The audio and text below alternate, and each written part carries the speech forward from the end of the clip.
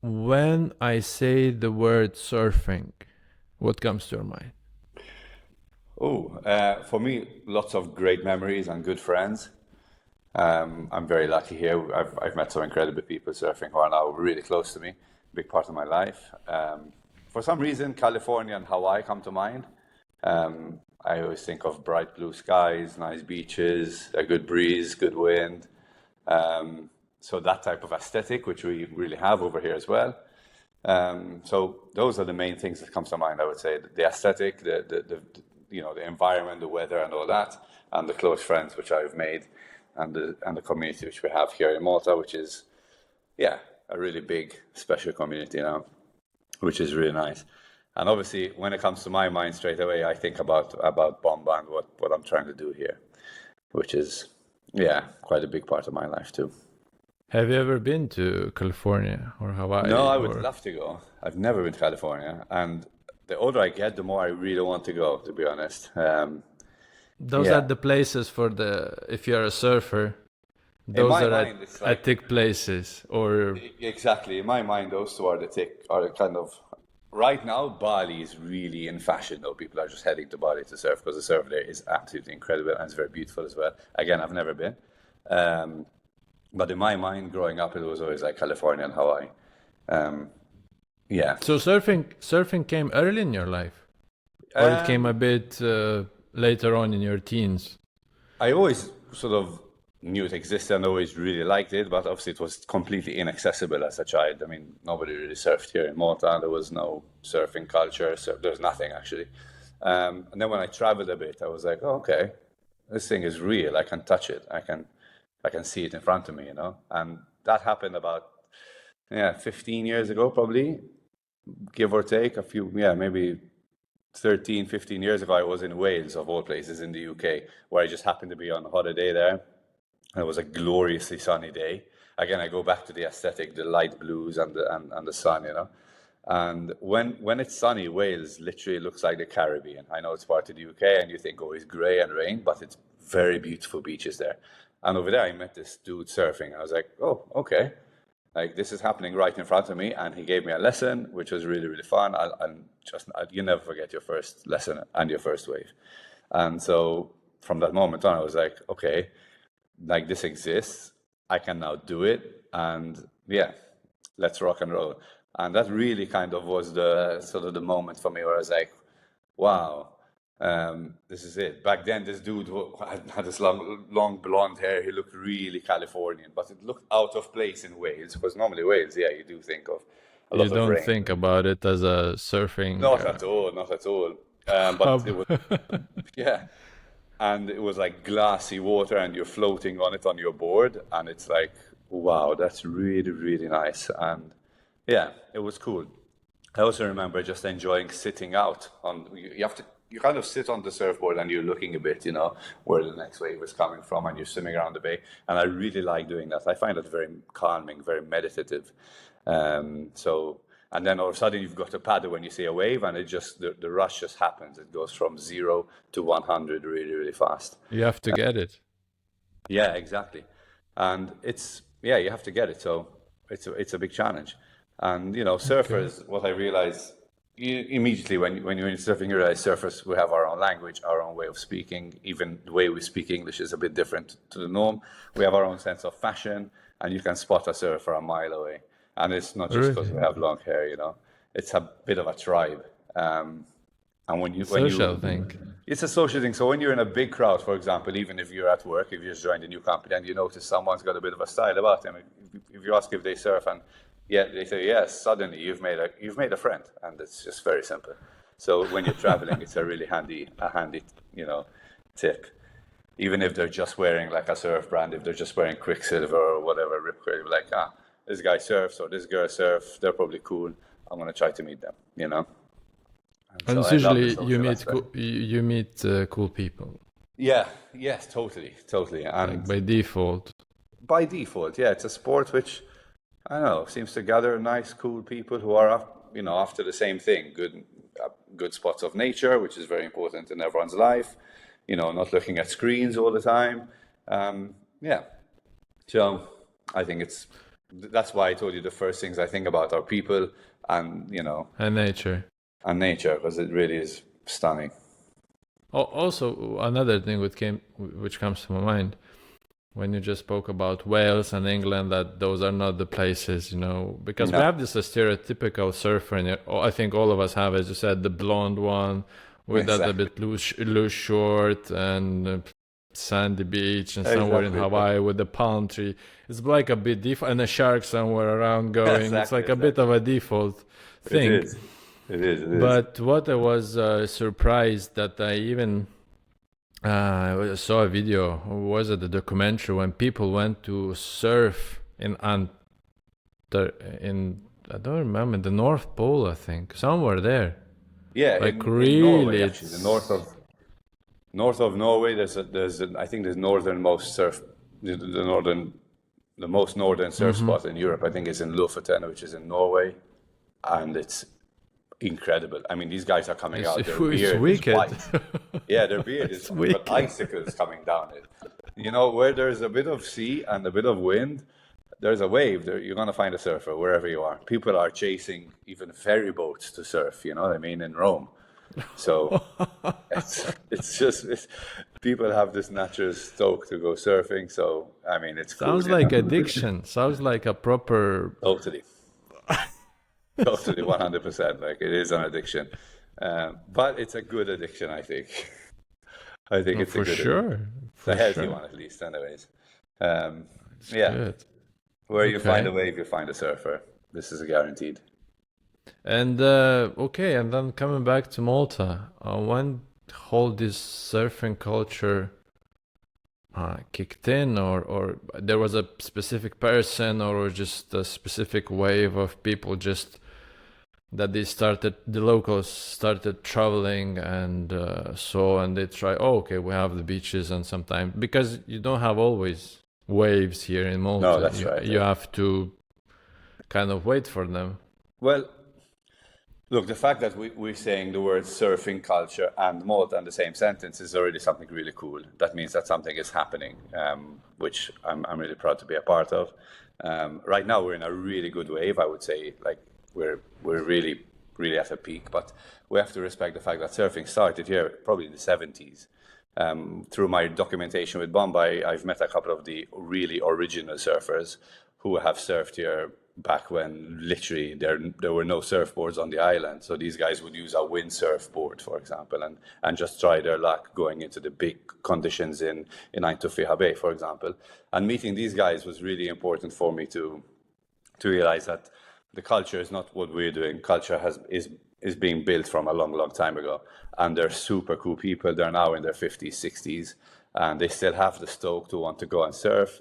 And these were really the pioneers, and boards were hmm not available on the island. You've had to, these guys, they're relying on literally physical magazines to get any form of surf content. Back then, you're not going to realize that. 70s, it's hard to imagine It's hard to Malta imagine, in the especially 70s. this island in the 70s would have been really isolated from everything because there wasn't a mass tourism, there wasn't mass importation of everything. Social media, phones, cameras, all these things were completely, I mean, No internet. non-existent. No internet, for No example. internet. And so these guys, obviously, they heard about surfing from their travels or from a friend who would have visited from Australia, for example, and brought with them a board to try out. And it's just very playful and it's just very beautiful.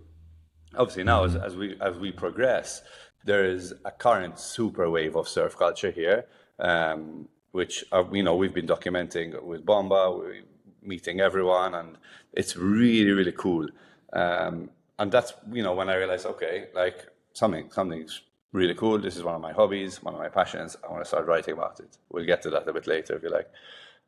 But yeah, so I really have to, give credit to the OGs who wanted to open up about their surf experiences in the 70s and 80s when they met me for the first time, because it really sort of makes it feel like a more profound experience when you're surfing.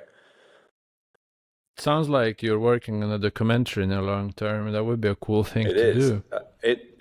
Bomba is documentation. It's written format, so it's not a documentation where I'm filming things because my Mm. capabilities are writing. I would love to have like a super long, movie documentary. about the surf scene here in Malta. Hopefully it happens. But yes, what's happening is essentially that. Last week I interviewed a 14-year-old surfer, our youngest surfer on the lineup right now, or one of the youngest anyways, one of them who really goes out and dedicates his life to surfing. So like this, I'm getting all the spectrum of, the crowd that's surfing here. From one end to the From other. one end to the other. And the aim is to keep on going, telling their stories, because it's a really cool culture.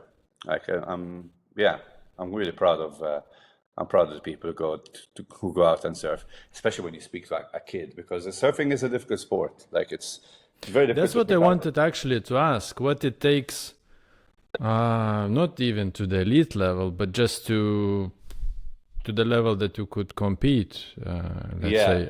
Extreme dedication. So when do you start? 5, 3? No, I mean starting. I don't think in Malta it's relevant to start at a super young age because the waves are very, very inconsistent here.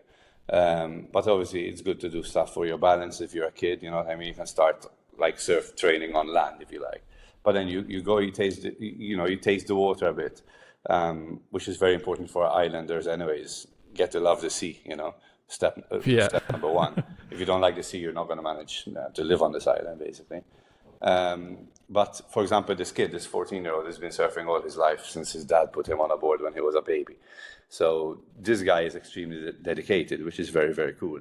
But people who have started older, 18, 19, 20, 25, as long as you're dedicated, you're going to progress. And dedication is very important because we don't have consistency here. It's not like you can say, oh, every Wednesday I can go surfing. I'm going to book it into my calendar, like you with your basketball on Monday. You know what I mean? It just doesn't happen with surfing. It's very random. Sometimes you're not ready and you can't go. So the guys who are progressing fast are the guys who are really committed and are dedicated. And it's something which is why all surfers need to respect the good surfers because they are really dedicated to it. It doesn't come easy on this island. Our waves are messy, they're lumpy, it's cold, it's, strong conditions, in the winter especially. So it doesn't come easy. So these guys, they get all the respect. So discipline is a major factor. Discipline, in this commitment, sport. and dedication, because you'll do up to 4 weeks, 5 weeks without surfing, basically, when it's flat in summer, especially. So you have to be ready for the next one always. Okay, so it's not that okay. And if you want to take it to, I don't know, the next level, then you just have to think of going to another countries to start training, as you said, every day, for example, or every second day, or is Sicily is better? Sicily like Similar, already or similar? The Mediterranean is always quite similar. It's wind-driven waves. I've surfed in Sicily. The advantage of Sicily are the bays are massive and there are no people. So that's really good. Where our bays are small and the lineups are getting quite crowded. Now we have a lot of wave pools opening up, which are good for practice. There's popping up all over Europe, which is nice. And if you're dedicated and you have a healthy lifestyle, sort of go to the gym, you know what I mean? Eat the right food. Just like with every single sport. It makes a big difference as well. Your physical strength is very important in surfing. Okay, and then let's go to that. Okay, so it came as a passion started. When the idea of Bomba, the magazine, came into your mind? So. I've been a sports writer all my professional life since I was 18, and I've always focused with all the newspapers here on very niche sports. So Maltese Olympians, so people who go to the Olympics from this island, in very niche sports. And as I've written about all the sports here, or most of them anyways, sort of I never felt like, okay, this is something I want to do, this is something I want to try, this is something I want to do. But then I kind of got a bit bored of doing that. And so I said, I'd like to write something which is going to contribute to something bigger. And I realized that the answer is surfing. I want to write something which is completely niche, unheard of in Malta, something I love. So I remember sitting in my living room, I'm thinking, what am I going to write? I'm having this creative block. I thought, hang on a second, I really loved surfing. There's no media on surfing at all. So I decided to start this magazine. I wrote this sort of big idea down on notes on my phone. I'm like, okay, this is going to happen. And I said, how am I going to make this happen? So I went to one of the top dudes here in surfing, Valerio, who's a close friend of mine. He has a surf school here, Malta Surf School. And I said, hey, man, I've got this idea. Like, would you mind if I interview a couple of your surfers, you included? And he's like, man, this is a super idea. Like, yeah, let's do it. And, you know, so I started to interview people, and then I built up the website. You know, it was all sort of me doing everything, learning how to make a website. And then suddenly people really liked it. I was getting lots of clicks and lots of views. And I was like, okay, this thing is happening now. Great. So, yeah. And it was all about, you know, telling the stories of these guys who throw themselves into these big conditions. And then interviewing the older generation to see, you know, how it was like surfing in the 70s and 80s. And then it started to kind of, I don't know, grow and grow. I released my first set of T-shirts, and those just flew off the shelf. So it showed me that they liked what I was doing. Then I was making some prints like this one here, and people were buying those, and then hats. And then I said, okay, I'll put an online shop, and then I'll build an Instagram channel.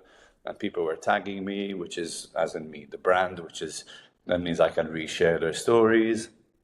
And then it kept on growing. And last year it had a big peak when I interviewed one of the top dudes at the WSL, which is the World Surf League. So they know about us, which is nice. His name is Joe Turpel. He's the voice of the WSL. Last week we even had Kelly Slater viewing our stories on Bomba Instagram, which is, for me, it was like, oh, okay, like, this is getting weird. It's so cool. But all of this can't happen without the very special community we have, to be fair. Bomba has never been about my surf journey. It's literally about everyone else's, which is the way I intend to keep it. Yeah. And the wave just kind of happened. People started to take lots of photos of our surfers. So suddenly, okay, we've got nice content now. We have nice photos to show. Then with Valerio, he was organizing some competitions, so I helped him organize a couple more. I would give the prizes and do some commentary on some social media. So everything just kind of, you know, came together in a really cool way. And yeah, it carries on. And now the community has grown and grown, and the culture, I think there is a surf culture here now. Like it's happening. It's a beautiful thing. You created the platform. Yeah. I created this platform. Yeah, surfing was around, of For course. surfing, and again, where people can, you know, it's like sometimes a specific cafe or some kind of place opens, or kind of specific people start gathering there, and Yes. so that's a very beautiful thing. Yeah. How did the name Bomba? Why Bomba? We were up near a surf spot in the south, and I was talking about this idea, and I think it was Valerio, who goes, Bomba, man, like, and Bomba means great. And then we looked at each other like, man, there's a name there, like, so we just went for it. And then I contacted my friend Matt DeMarco, who is a brand specialist, and he, you know, made this beautiful logo and some assets for me to use. And yeah, it looks really pretty. It's pink and black, and so people like that. The name is cool. So, and then people wanted to collaborate and make T-shirts with me, so they designed something and I'd print it, and I made some designs and printed and sold. I don't know, the movement just kept on going. And then 2 years ago, I was also doing quite big parties as well, which were very fun.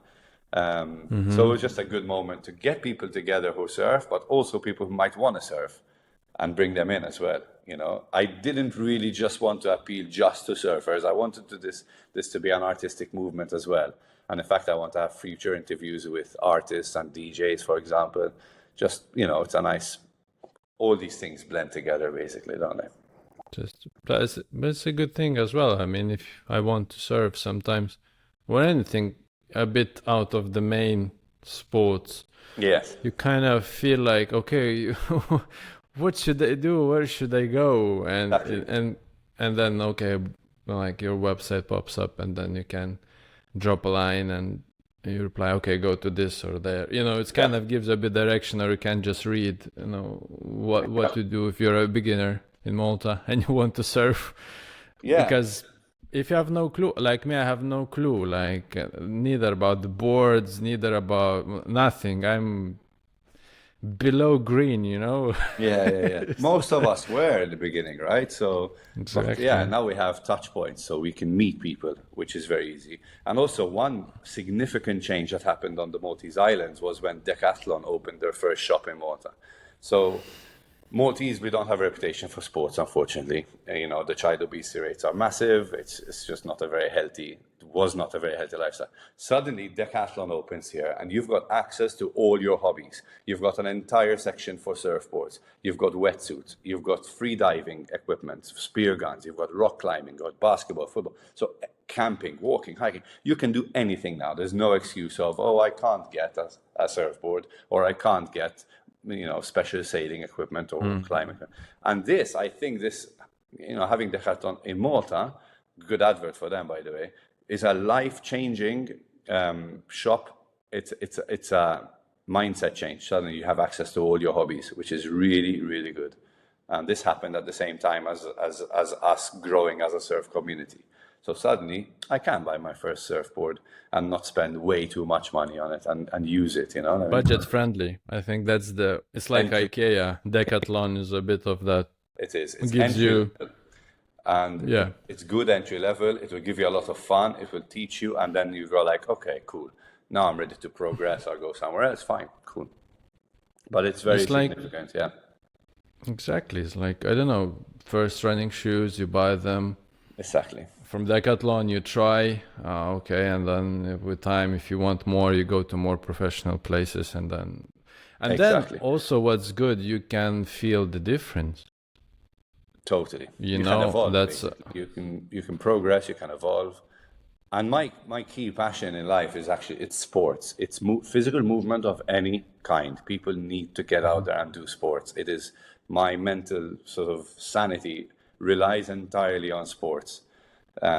So this is like, that's a yeah, very healthy approach. yeah, But you know it's what, I when I go to train, I now and more you see people, you know, for or on the sure. promenade, or I was surprised because I recently started training in the alley. It's plenty of people like running, Yeah, cycling, or there's an outdoor gym, or in the pool. So I guess that culture, because Malta is an amazing place to do sport. it It's is. It just really is. it's just inviting you to whatever you Oh, want to do. it's sunny all the time. Sunny all the time. It's like 300 plus days of sun. I mean, you have to be really unlucky to get a full day of run. It's true. It's very true what you say. That is very true.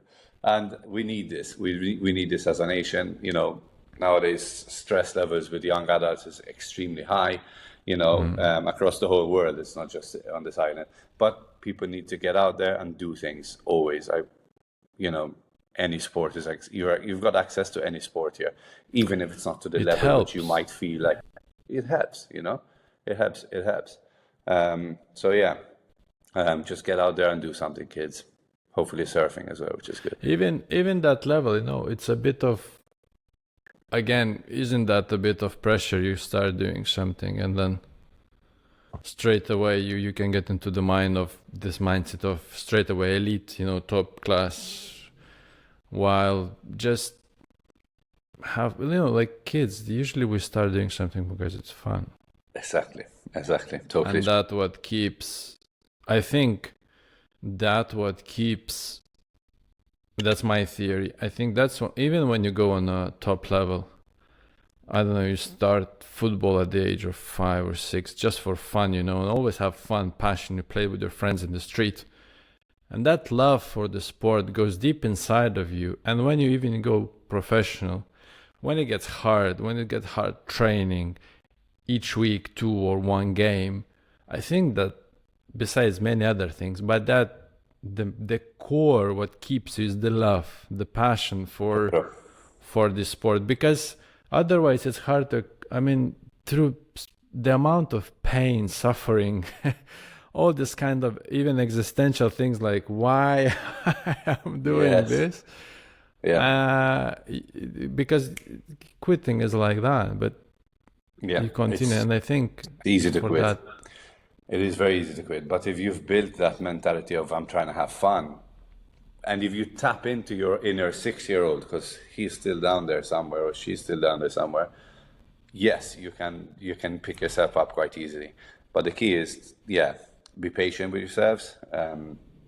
This is something which I've learned through surfing, by the way, just being patient with myself, because my expectations were always very high, and also building up a surf magazine. Like I should be really good at surfing. Reality is, I'm really not. I'm just trying to have fun. And sometimes like, I want to quit, this is too difficult. This is too difficult, especially if I've missed a session in like 2 months. I haven't been surfing because of my commitments. I have a kid who's obsessed on basketball. So I'm always, channeling him to improve and have fun. So I've missed a few sessions, but then I'm like, hang on a second, scale it back a bit. Why am I doing this? Why am I in the sea right now? It's because it's fun. It's because it's beautiful, And I try to keep that mentality throughout all the hobbies I do in life. And whether it's drawing, whether it's playing basketball or surfing, just have fun. Yeah, exactly. It's interesting that the notion that if you have a magazine or something that you have to be I do the feel a top bit of the pressure. top. I do feel a bit of pressure. Not that anybody has specifically said, "Hey, man, you should be good." No, actually, they've been really helpful. And even It's your own pressure on it's my own pressure. yourself. Yeah, this year my friends all bought me a really good, bigger surfboard so I can progress and improve, which I really appreciate. So everyone's just really trying to help. We have lovely people here surfing. And again, that's something which is why I'm doing all this, is because people are nice. Because, yeah, these dudes are really nice people. And community is important in these things, as you said. For sure. Because it's not only, it's much more than you can talk, or like what I found with physical activity, that it really helps you to kind of get away from your mind. When you surf, I imagine you are surfing, you're there, you're just very present, because looking at the wave, balancing. And when you ride the wave, it's for sure you're only there, you're not thinking about, okay, what I'm gonna eat for dinner, or what's my net bill thing. You really phase out, and like this, your mind kind of rests, because as you mentioned before, we're really bombarded with all kind of, and most of the time, useless information. Totally, which is totally. not really has little or no value, just maybe adds stress. Yeah. And when people, I don't know, read or something about, okay, maybe it's good to know, but some of us, start being afraid, starting being stressed about things which, in a nutshell, you don't really have much control. Well, that's the key thing you're saying, staying present and realizing you don't have any control. The best thing about surfing and swimming, in this case, and being in the sea, is that your phone doesn't work, right? So you leave your phone away, which is very, very important for me. My phone is the biggest stress point of my life. Like, I can't stand the thing. So when I'm out in the sea, I'm like, great, man. I cannot even see the news. Nobody can contact me. I am just doing me, which as a parent is very difficult. There are no yet on surfboards tablets. If they invent that, I'm done. Like, I'm done. I finished. But I wouldn't be surprised. Man, it's so stressful because, for example, the phone really affects me badly. This is a thing I'm trying to control, and this is even last week. Last week I played I played one of our pickup games of basketball, and during the time when I wasn't playing, I picked up my phone and saw some bad news. Someone sent a bad news story on WhatsApp, and it ruined my entire game. I could not focus anymore. So the lesson was, if you're going to play basketball, the phone stays in your bag. If you're going to go surfing, for sure, the phone's in your bag and it's far away from you. That's my problem, you know what I mean? That's my stress point, the phone.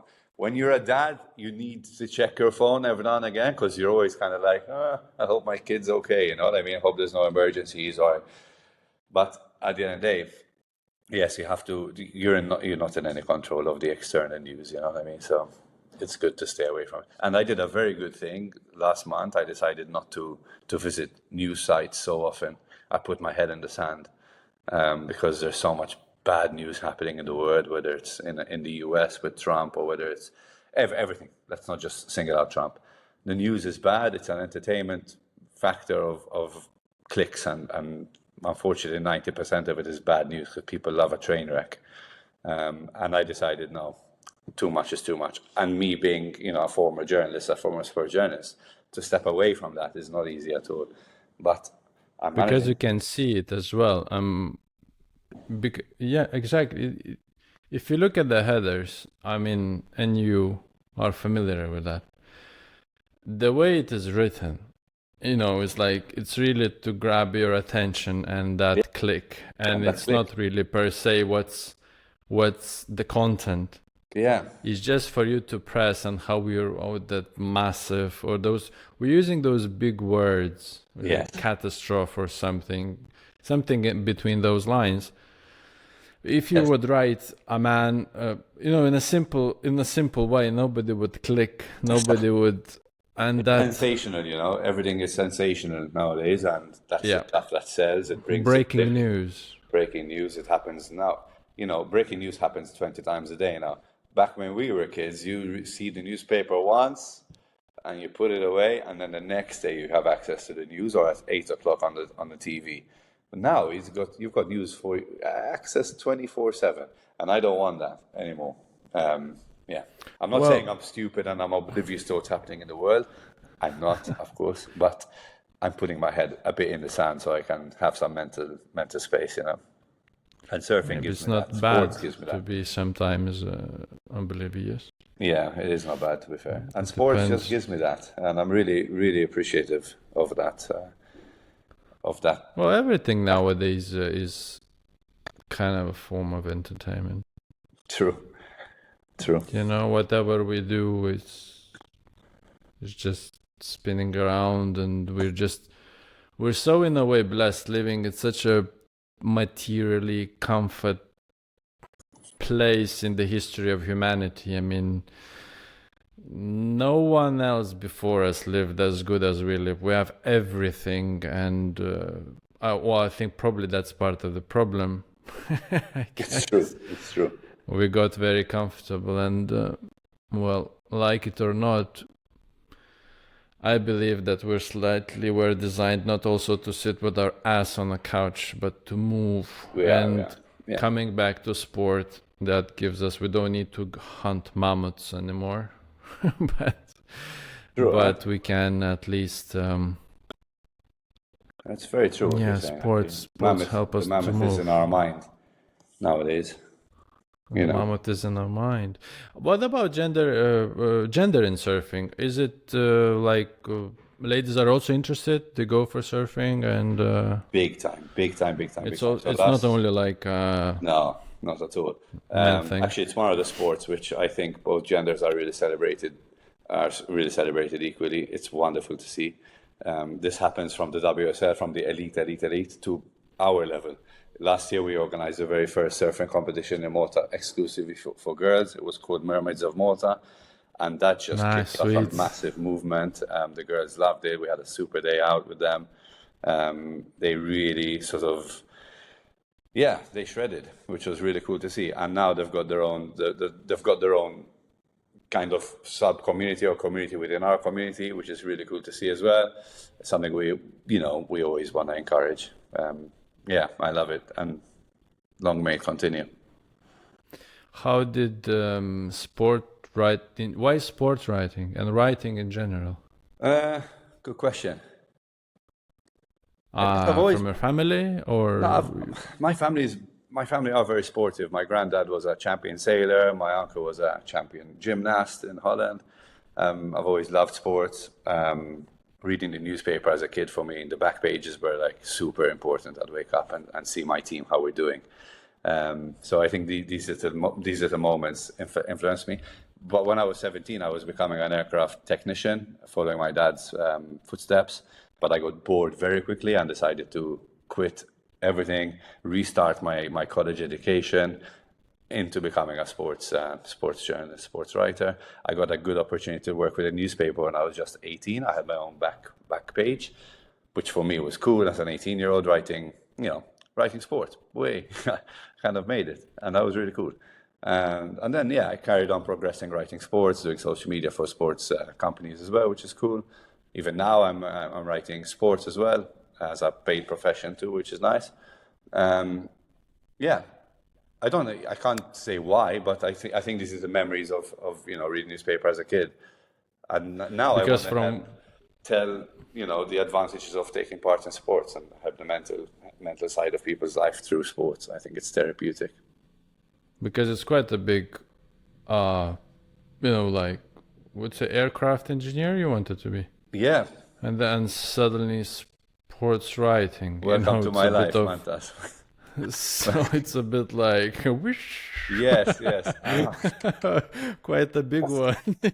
And I'm really glad it happened at a younger age. Thank God it happened when I was only 18, which is good. Because to restart everything at an older age is quite difficult.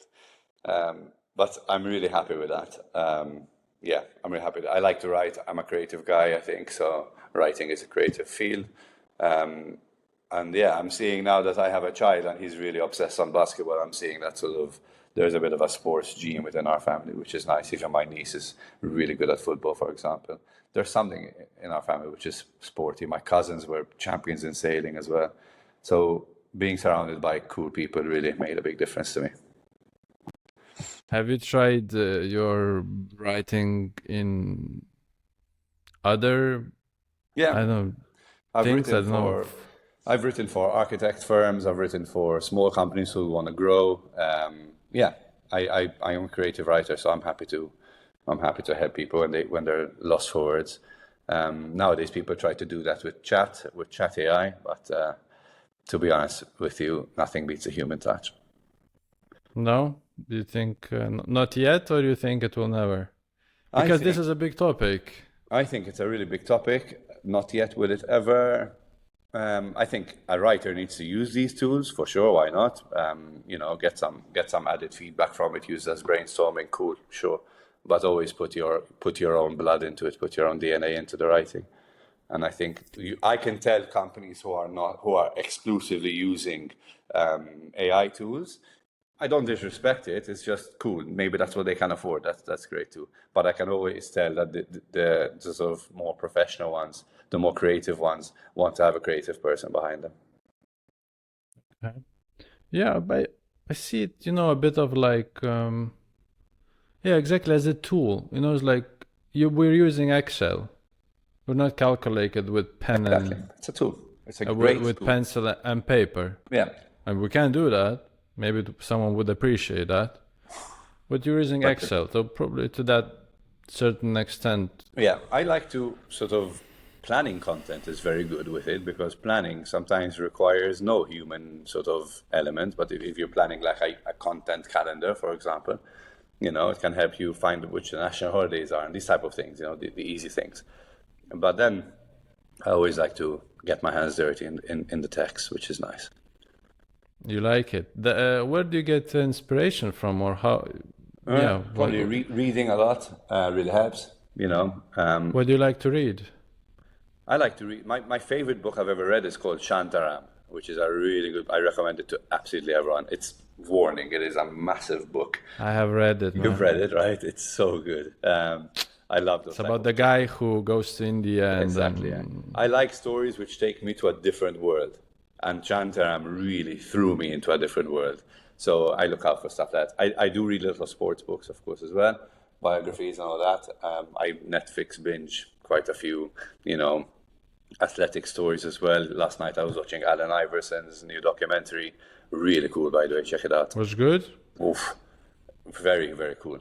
There's lots of surf media out there, which is nice on like Stab TV and everything, which is all this fuels me, which is nice. I recently watched And One documentary. And One, I haven't seen that. I'll check it out. I'll write it down actually. And One for me, down. I grew up with M1, and for me it was like very cool. Like all these guys, like Hot Sauce, Professor, all these ones, and I was like, and there was M1, how they came and then the decline and how they kind of disappeared. But at that particular time, what they were doing was like really was so completely different. Basically, they took the basketball back kind of to the streets, you know, to the Very people, to important. the hood. Yeah. So it was no, it's interesting. You know, it gives you a This is bit of what I would different like to. perspective. This is what I would always like to incorporate with my surf media with Bomba, to keep it a bit streetsy. Sports is becoming very clean now across the planet. Very clean characters, very good athletes, very disciplined athletes. But I grew up idolizing people like Dennis Rodman of basketball, complete nuts, Oh, and the Irons from surfing, just completely wired differently, artists in their own right. You know what I mean? So I would like to see, us having a bit more of an edge as human beings. A creative streak. everything has to is true nowadays. Maybe with all the filters, with all the Clean now. technological possibilities, everything is kind of perfect. It has to be perfect. If it's not that, we're not, and maybe we're educated towards that. Because when you look at those Yeah, videos as and one, the quality, man, is like not the great. it's Okay, true. It because you're is. comparing, but still, you're like the emotion. You see people around the court, like hundreds of people, and not just Yes, yes. The emotion is it's. real. Nowadays, stuff gets a bit clean. It gets a bit. How is it in surfing nowadays? Okay, in the competitions, is the same cleanliness comes into technique way, into the tricks they do, or it's still Yeah. wild, still they. No, so the WSL has become way more clean, I would say. Nowadays, they know their appeal is huge, and their appeal is also 13-year-old, 14-year-old kids who want to surf. So they're going to try to behave. Back in the 90s, it Mm-hmm. was a bit more raw. There wasn't that much money in surfing as well. So even the type of commentary now is very, very professional. It's an extremely good product. It's very viewable. It's very beautiful to watch. It's family viewing, basically. Yeah, it's funny. In our local competitions, we're still a bit like rough, which is nice. We still have a bit of kind of drama when we do a competition here, which is human nature, which is nice. It's part of the game. Yeah, yeah. When you say clean, what do you mean in term of competition? Clean. Everything is calculated in the way everything is very, very calculated. Nowadays, a surfer, they know exactly There's what no they have to risk do. There is taking. no risk because they know what they have to do to win the heat. They've got like 30 minutes to surf. They know if they pull off Mm-hmm. 3 or 4 tricks, they know exactly what the judges are looking for. The criteria is very clear. So there is not much of a risk element. The risky guys, you can spot them. The Brazilians are very risky and they're still a bit streety and edgy, which is really cool. And the current champion is Iago Dora. He's a really street style surfer, I think, in my opinion. And when you say risky, what those surfers will try to do that's risky? Massive airs, which they don't need to do, you know, that type of Like that type. jump out Yeah, and oh, if you look at even if you look at the Olympics when was it last year? The Olympics, yes, when he had that super photo of Medina holding his, flying off his wave with the board, flying next to him, adding that kind of artistic spark to it, which is nice. I like that. That's what I mean. Just try new stuff.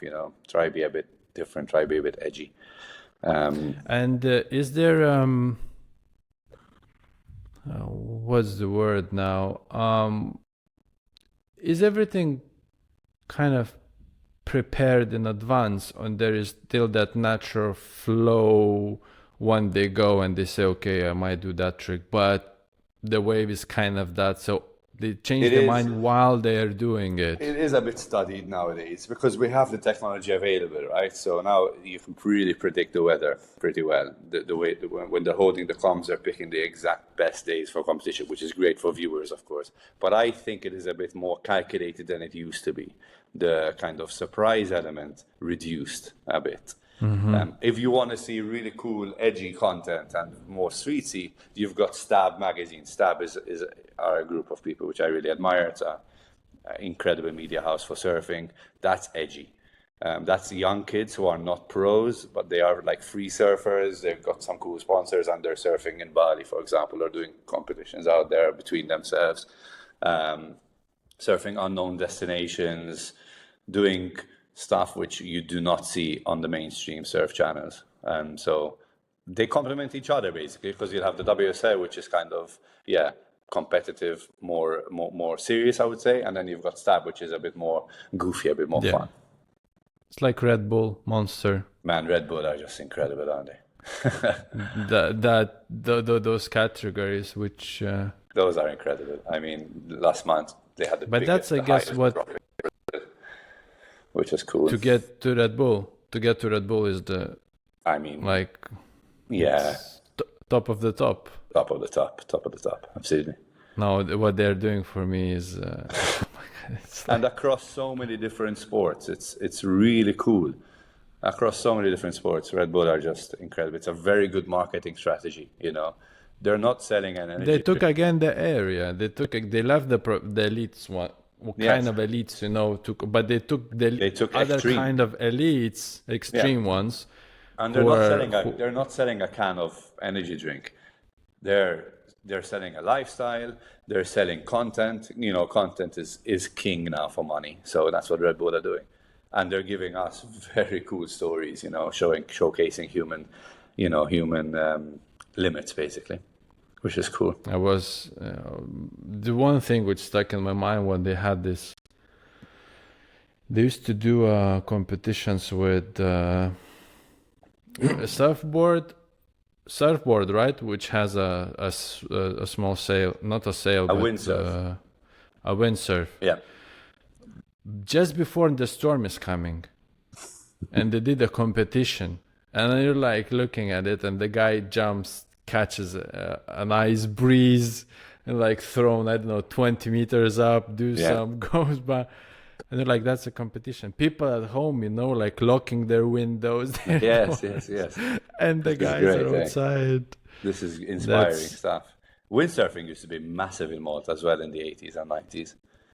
It was a really... Is it just more, you just need the wind basically. So it's a bit... Yeah. You're not It is actually probably easier to go windsurfing than surfing. But the thing is, with windsurfing, you need a lot more equipment. So this is why I love surfing, because you just pick up your board and go. Don't need anything else.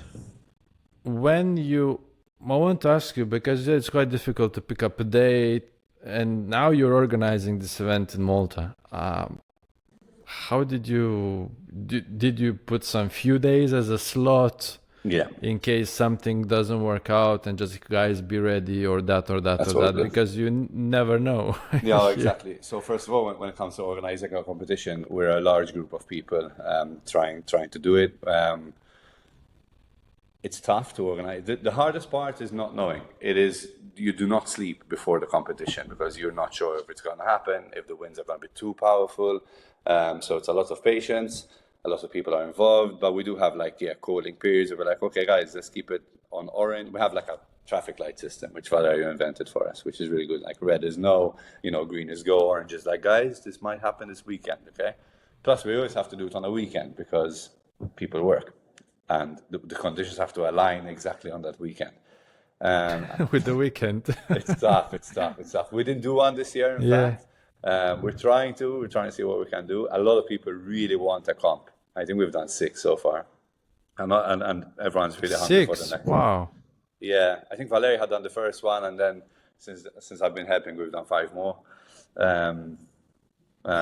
We've had 6 different winners, which is really cool. My favorite one was the women's comp by far. It was the mermaids one. The mermaids one was a really special moment for us. So even the name is so catchy. I'm releasing a T-shirt soon, because the branding I had done for it is really, really dear to me as well. Mermaids of Malta. So cool. And every time I try to give a little design spin, you know what I mean?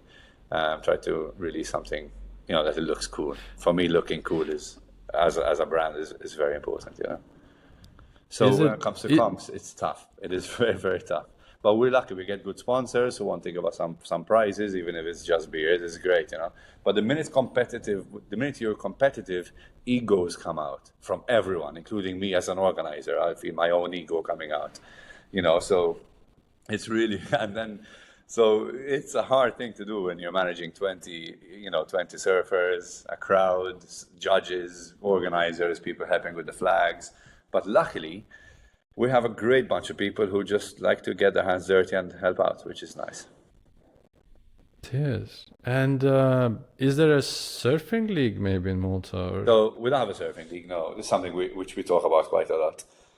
Whether it's realistic or not is a different story because of the inconsistencies. So let's say we are 20 surfers. We're never going to be the same exact 20 surfers competing in every single competition because not everyone lives here. Some people might live abroad and come here and they happen to be here for the comp, or they might leave the island after that. So no, we don't have a league conditions, I would say. It would be really, really cool if we did.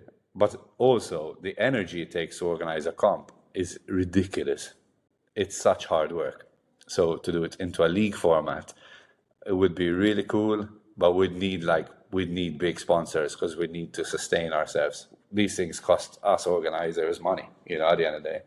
So we need to sustain ourselves with big sponsors if we're going to do something like that. But it would be super cool. Like I would never say no to something like that, So even the idea sounds cool. And yes. We've discussed it. Sometimes these things. We want to celebrate the winners and the competitors because it's super cool. You know what I mean? It is super cool to be called a Mermaid of Malta. The people who competed in the first women's comp. It is really cool to say, cool, hey, the Mermaid of Malta. I won. Yeah, I won a comp in Riviera. Something worth celebrating because it is not easy to win a competition. And something unique. Yeah. Because anyway, I saw one picture on your magazine, and the wave was big ass wave. Like I don't know. I know, yeah. Who was surfing, but at first I thought that's not Malta. But then I looked and I discovered the cliff. I recognized the cliff. Yes, Riviera. we get Okay, big ass waves. That's really Malta. It's like we do get big conditions, which is where it comes down to respecting the local guy who has put so much time and effort in, because those are big waves. Like I've been out there on huge conditions myself. I try to throw myself in even if I'm not very good, because I love it. And it's not easy. You can literally drown. Like there's no messing about. You do get pulled under and pulled under and pulled under on a wipeout. If you're a weak swimmer, it's tough. You're gonna have a bad day. So the guys when you see these photos, I hope you can understand just how tough it is. And when you say you're a weak surfer, what does it mean, a weak surfer that... Not weak as in physically weak, as in just compared to the level. Because some of us have really, really evolved, and there are some excellent surfers here, I would say, who can do things abroad with no problem. We have some very, very good talent on this island. I don't want to name any names because it would be insulting to those who I might forget, but they know they know who they are, because there are some excellent surfers, and I love seeing them shred. Can you do a 360? I admire it. I don't know. We haven't really seen any 360s on the island, no. Or we have one guy who's trying to do some air. A couple of guys are trying to do some airs. Our waves don't really lend us to doing big airs and big tricks like that. So our type of surfing is very different to what you see in Hawaii and California, where there's cleaner surf. Our surfers are more kind of maybe technical, because the waves are a lot shorter. The time of the wave is going to be shorter, so they have to get a lot done within a very fast-moving short wave. So what can you see? What kind of trick you can see? Like going and then a bit of the wave? You see a lot of snaps and carves like this, sort of bottom terms, which are very important. But now the good guys are really trying to get up the wave and maybe do a small air and try to land it. Some have said. Have you tried it? No, I'm not near that level.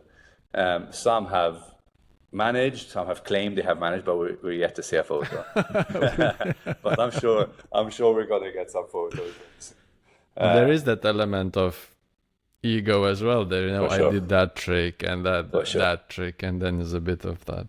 For sure, we're lucky because I think we have I think we're the most watched surf community in the Mediterranean because we have a lot of photographers who take photos for us, and it's free, which is amazing. Like hats off to the photographers, thank you, because like that we can see what we're doing. You know what I mean? And it's a very beautiful thing to document. So once that's happening, again, more ego comes up because you leave the session going, oh, did she take my nice wave? You know what I mean? It becomes about the picture, It becomes not about the about picture. the. It does. Um, but it just shows that we're a very strong community as well because sometimes you'll have 4 photographers, you have a drone flying above you, it's incredible. Should have nice footage. We do have some incredible footage, and the photos which we have are just insane. Magazine style, really, really cool.